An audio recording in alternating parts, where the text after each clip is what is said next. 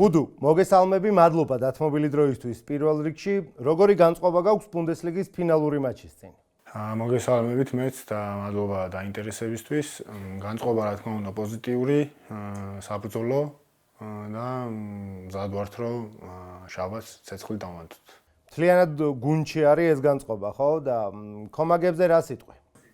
ხო, კომაგები როგორც ყოველთვის ჩვენს ზურგს უკან მხარდაჭერას ყოველთვის ვცნობთ.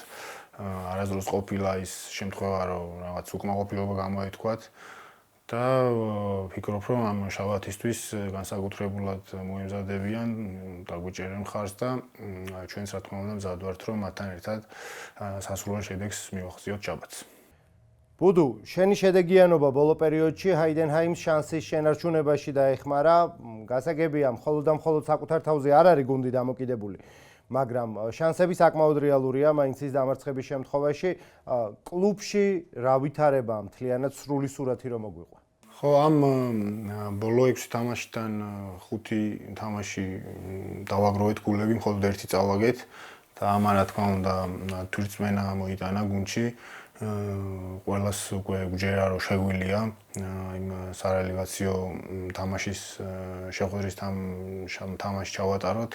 რა თქმა უნდა არ არის ყველაფერი ჩვენზე დამოკიდებული, მაგრამ ჩვენი თამაში უნდა მოვიგოთ და უკვე შემდეგ თამაშის შემდეგ გავიგებთ გავარდით თუ გვაქვს შანსი რომ დავრჩეთ ბუნდესლიგაში.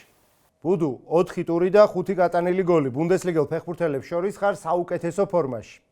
გითხარი რა შეიცვალა 10 აპრილის შემდეგ? ხო, გამოვყოფთ იმ პირველ გოლს უნიონ ბერლინთან, რომელმაც თვირთმენა დამიბრუნა. მაგის შემდეგ უკვე ძალიან კარგად წავიდა ყველაფერი. სადავასყველი ერთ გოლს გაიტანს, შემდეგ რა თქმა უნდა აქვს ის ესე ვთქვათ flow, როგორ უნდა ვთქვა ქართულად. ნაკადი, დინება, სვლა, რომელი გინდა? სვლა, ხო, წარმატებული სვლა და ჩემ შემთხვევაში ეგრე იყო. და ასევე გამოვყოფთ იმას, რომ როცა მუხლის ტრავმა მქონდა და დავბრუნდი ტრამვის შემდეგ მცირედით ისე მაწუხებდა ფეხი და ამანაც რა თქმა უნდა გარკვეული გავლენა იქონია ჩემს წინანდელ თამაშებზე. ახლა ძალიან კარგად ვგზნობ თავს, არანაირი ტკივილი არ მაქვს და ამანაც რა თქმა უნდა დადებითად შეცვალა ყველაფერი და მაგიტომაც ვფიქრობ, რომ უკეთესად გამოვიყურები ბოლო თამაშებში. ეს რა თქმა უნდა არ არის რაღაც მიზეზი იმისა, რომ თუ რატო ვერ ვიტანდი მანამდე გოლს, თუმცა მინდა რომ ხალხმა იცოდეს, რომ ცოტა ტკივილი მაშინ მქონდა და ეგ რა თქმა უნდა გარკვეულ დახს ასვავდა ჩემს თამაშებზე. ეხლა არანაირ დისკომფორტს აღარ გრძნობ, ხო? ეხლა ხო, კარგად თავს ძალიან კარგად ვგრძნობ და ვფიქრობ, რომ ხალხიც ხედავს ჩემს თამაშებში, რომ უფრო თავისუფლად ვარ მოედანზე, უფრო ბევრს გადავადგილდები და ვეხმარები გუნდს ყველანაირად, იქნება ეს გოლები, პრესინგი, დაცვაში თამაში თუ ასე შემდეგ. ბუდუ, ჰაიდენჰაიმის ისტორიაში ასეთი სერია ბუნდესლიგაში არავის არ ქონია. რა გითხრეს კლუბში? იგივე ფრანკ შმიდტმა ან ვინმე სხვამ? ხო, პირველ რიგში მე ვარ ძალიან მოხარული, რომ მე ვარ ეგ ფეხბურთელი, ვინც ამ კლუბის ისტორიაში პირველი ფეხბურთელი გავხდი, ვინც ზედიზედ 4 თამაში გაიტანა. ასევე ვფიქრობ, რომ პირველი ქართველი ვარ, ვინც ზედიზედ 4 თამაში ბუნდესლიგაში გაიტანა და ეგეც რა თქმა უნდა. მეცაც გეტყვი, ზედიზედ 3 თამაშში პირველი ქართველი გამტანი ფეხბურთელი ხარ, არა თუ 4 თამაში? ძალიან სამაყურა ჩემთვის. და გუნდში ხო ყოველთვის დადებითად არიან, ძალიან ბედნიერები არიან, რომ გოლების გატანა დავიწყე. პირველ რიგში რა თქმა უნდა მწვრთნელი, იმიტომ რომ ყოველთვის ჯეროდა ჩემი და იცოდა თუ რა შემეძლო და რო ვაჩვენე ეს ყველაფერი რა თქმა უნდა ძალიან ბედნიერია თვითონ. თანაგუნდელებიც რა თქმა უნდა გამოვყოფ კიდე იმას, ეხლა რო თქვი რომ რა შეიცვალა 10 აპრილის მერეო, არის ის ხალხმა და ვიტყვი რომ მთელი გუნდი მყავდა წაყვანილი ქართულ რესტორანში, ვაჭამე ქართული საჭმელები და მაგის შემდეგ ესე ვთქვათ თამაში აღარ წაგვიგია. შეიძლება ეგეც იყოს ერთ-ერთი მიზეზი და ასევე კიდე ყოველი გოლის მერე მეხუმრებიან ბიჭები რომ ალბათ თამაშის წინ ხინკალი ჭამეო და მაგიტო იტანო და შეიძლება ეგეც არის ერთ-ერთი მიზეზი. მაგარი ამბავია. თქვენს არელეგაციომდე მიაღწიეთ და სურსათ სანოვაგეს საქართველოსდან არ მოგაკლებთ. კარგი, ბუდუ, 2 გოლი ალიანს არენაზე ისტორიული მატჩი. შენთვის თან მაშინ როცა შენი ოჯახის წევრები უშუალოდ ტრიბუნიდან ადევნებდნენ ამ ყველაფერს თვალყურს, როგორი გრძნობა იყო? ხო, თამაშს მე ინტერვიუშიც ვთქვი, რომ ანუ ესეთი დიდი გუნდების წინააღმდეგ ოცნება იყო, რომ ეთამაშა. რა თქმა უნდა, როცა თავდამსხმელი ხარ, გოლების გატანაზე ფიქრობ, მაგრამ თუ 2 გოლს გავიტანდი არიელს არენაზე, ალბათ სადღაც ბოლო ფიქრად იყო ეგ და საოცარი გზნობა იყო. ალბათ მეორე გოლის მერე ემოციებსაც ზეც მიხვდებოდა ხალხი, თუ რამდენად გახარებული ვიყავი. ანუ ვერაფერზე ვერ ვფიქრობდი მაგ მომენტში. გავრბოდი, მაგრამ სად გავრბოდი არ ვიცი. და ძალიან საამაყო იყო, ასევე იმიტომ რომ ოჯახი სპეციალურად მაგ თამაშისთვის ჩამოვიდა და როცა ოჯახის წინაშე, მთელი ოჯახის წინაშე, საქართველოს ჩამოსული ადამიანების წინაშე ესეთ თამაში თამაშებ და 2 გოლს გაიტანა, რა თქმა უნდა, ძალიან მნიშვნელოვანია და ძალიან საბედნიერო და მეც იმ მომენტში ალბათ ყველაზე ბედნიერი ვიყავი, როცა მუხლებზე მივსრიალებდი. 90 მეტრამდე გარბენილი საგოლე მომენტში საჯარიმომდე და უკან რამდენი გამოგივიდა აღნიშნვისას რომ გამოირბი? ალბათ 20 მეტრი კიდე უკან კაი სპრინტი მოვარტყი. კაი იყო. ოლისეს ხო არ უთქვამს მატჩისას ან მატჩის მერე რამე? არა, არაფერი მე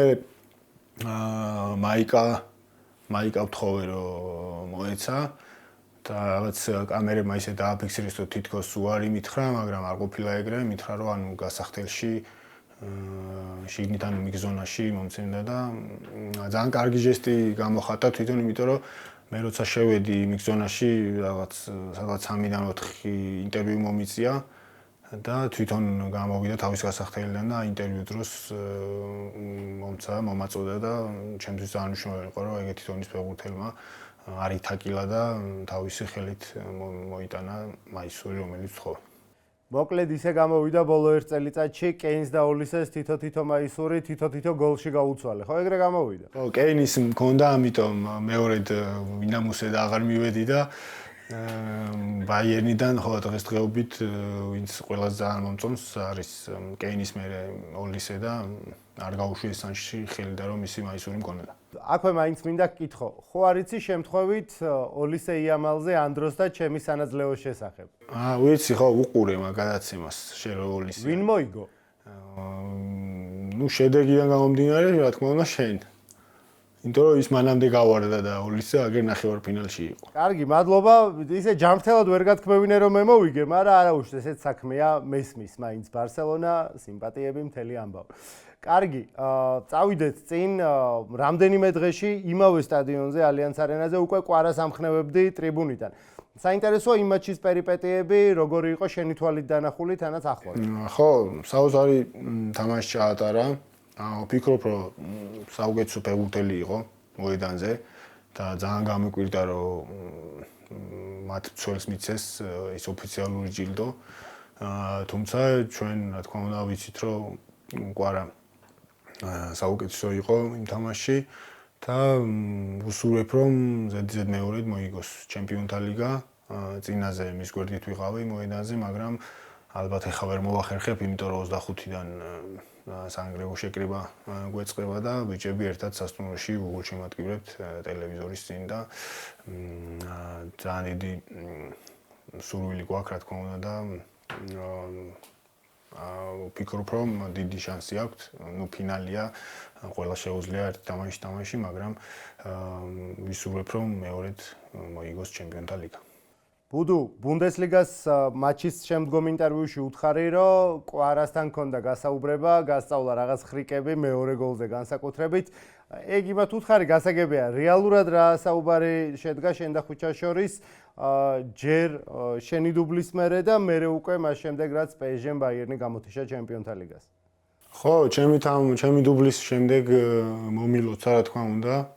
და მე ვუთხარი, რომ ძალიან დიდი შანსი ჰქონდათ, რომ ფინალში გასულიყვნენ, იმიტომ რომ ჩვენთანაც გამოჩნდა, რომ ან დაცვაში კონჩეტევებზე ძალიან უჭირდათ და მით უმეტეს ისეთი სწრაფი აღუთელების წინააღმდეგ როგორც დემბელე, დუე, კვარა არიან, უფრო გაუჭირდებოდათ და პირველი გოლიც აი მაქსის სწრაფეების ხარჯზე მესამე წუთზე გაუტანეს და შემდეგ უკვე ისე აკონტროლებდნენ თამაშს, რომ აქეთ კიდე უფრო მეტი გოლის გატანა შეეძლოთ და საბედნიეროდ ისე დასრულდა როგორც უთხარი და არაფერი წარმატებები მისურვა, მე მეუსურვე წარმატებები რომ ფინალში გასულიყო და ყველაფერი ძალიან საციკეთოდ ქართველებისთვის საციკეთოდ დასრულდა.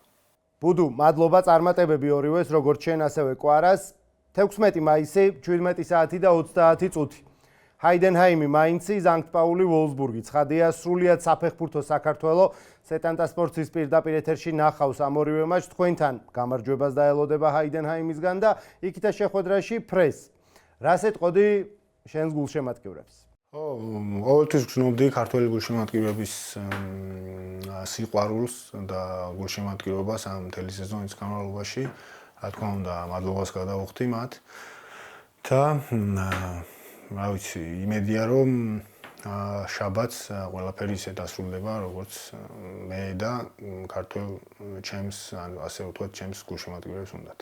ბუდუ, მადლობა ამ ფორმატში დროში შეზღუდულები ვართ. თუმცა ბოლოსკენ მაინც მინდა გკითხო, რა იყო ის საკითხი, რაზეც ფიქრობდი, რომ უნდა გვესაუბრა და მე ამის შესახებ კითხვა არ დამისვა.